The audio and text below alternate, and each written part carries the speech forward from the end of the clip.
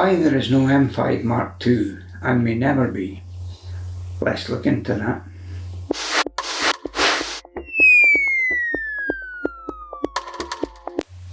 Hi, I'm Tom and you're watching Rumour Has It. Please subscribe for camera news, rumour and informed opinion. Like many of you, I'm eagerly waiting for Canon to update the M5. I love that camera even with its flaws.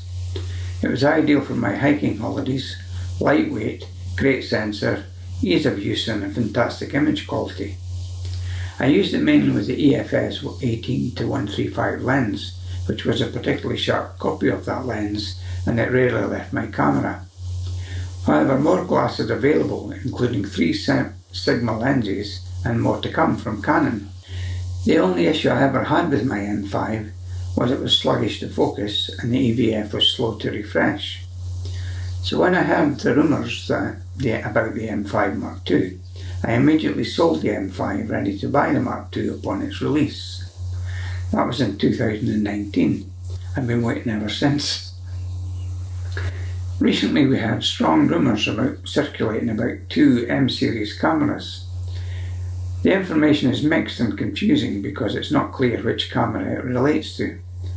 It could be an amalgam of more than one. With my excitement growing again, this time that excitement is tinged with a heavy dose of realism. So let's try and make sense of it.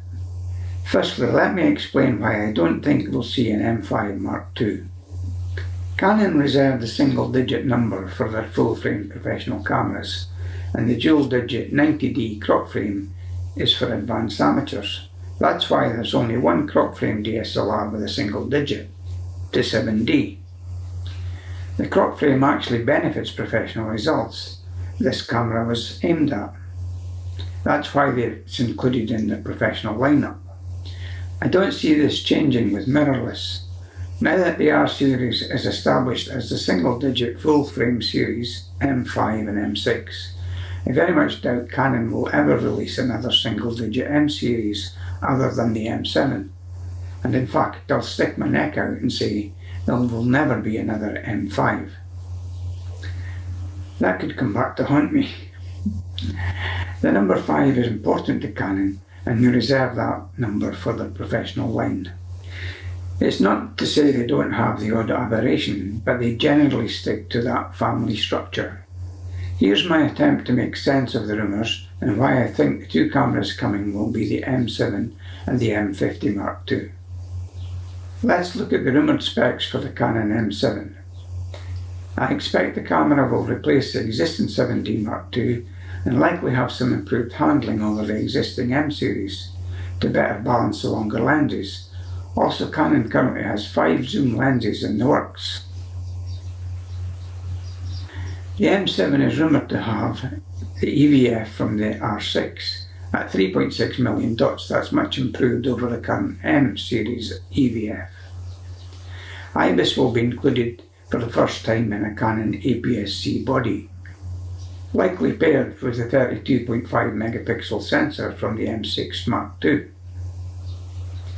and the latest Digit X processor from the R series. I'll talk more about the processor at a later stage in the video. We expect 2 UHS-2 cards. I don't expect to see any video speeds or modes that these cards can't handle, so forget anything that has a data rate higher than 300 megabits per second. Dual pixel AF2 with animal eye detect will come to the M7. As the wildlife camera, this is a must and should be expected. And a minimum of 14 frames per second mechanical. I would hope for more, but Canon might limit this. Looking now at the Canon M50 Mark II, the big issue here is just how much Canon will give up so as not to impact on the R6 sales, but expect a specification at least as good as the 90D. I believe the M50 will move up in spec with more professional features and knobs above that of the M6 and existing M50. The EVF of 3.6 million dot from the R6 will be used again. Looking at IBIS, now that Canon have perfected this technology, I expect them to include it in all mirrorless bodies to keep pace with Sony. Next up, the sensor.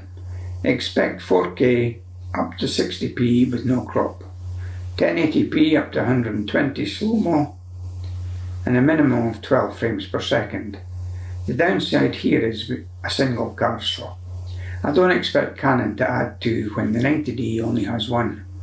Remember, two cards are found on the Canon Professional single-digit series, including the 7D, so don't be surprised if Canon hold back here.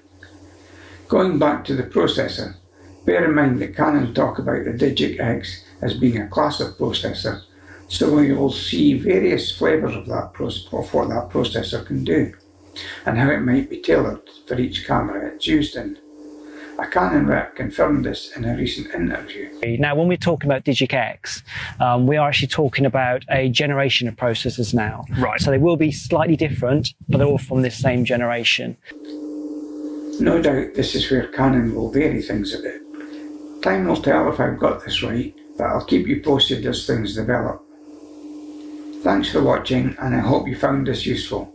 Please subscribe for camera news, rumour and informed opinion.